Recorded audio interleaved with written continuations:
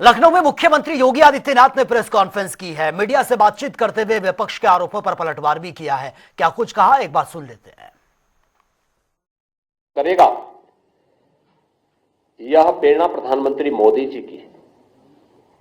लगातार 2015 से संविधान दिवस के कार्यक्रम के साथ पूरा देश जुड़ता है। केवल मूल अधिकारों की ही नहीं, कर्तव्यों के बारे में भी जो प्रेरणा बाबा साहब भीमराव अंबेडकर की है, उससे पूरे प्रदेश को, पूरे देश को जोड़ने का कार्य प्रधानमंत्री मोदी जी का प्रयास कि बाबा साहब भीमराव अंबेडकर को सम्मान प्राप्त हो, हर स्तर पर सम्मान मिले।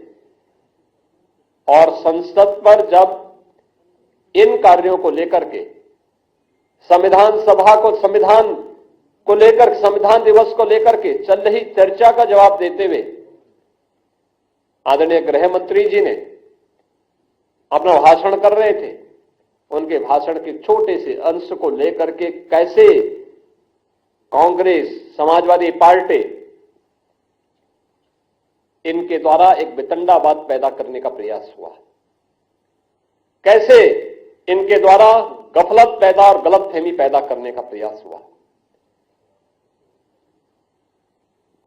कांग्रेस हो या समाजवादी पार्टी, इनका यह आचरण उनकी विद्वेष भावना को प्रदर्शित करता है।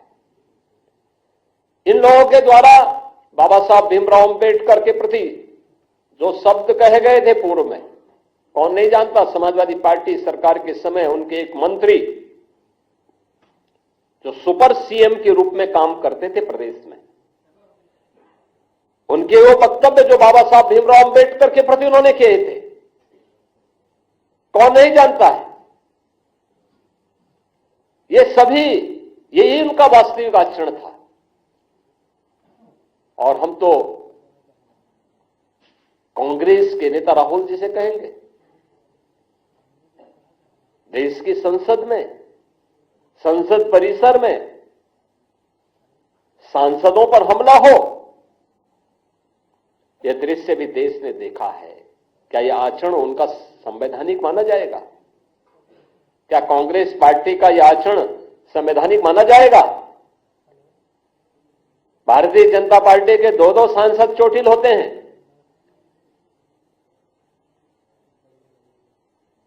एक बुजुर्ग सांसद, पूर्व केंद्रीय मंत्री चोटिल होते हैं, उन्हें गिराया जाता है। यानी अपने सारे कृत्यों को, मारपीट के कृत्यों को, बुजुर्गों को धक्का देने की कृत्यों को ये संवैधानिक बनाने का प्रयास करते हैं। देश की संसद में जब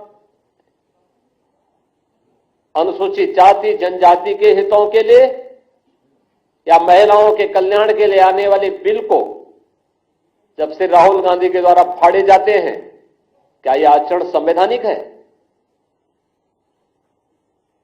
अपने इन असंवैधानिक कार्यों के लिए बाबा साहब भीमराव अंबेडकर का अपमान करने की कांग्रेस की फितरत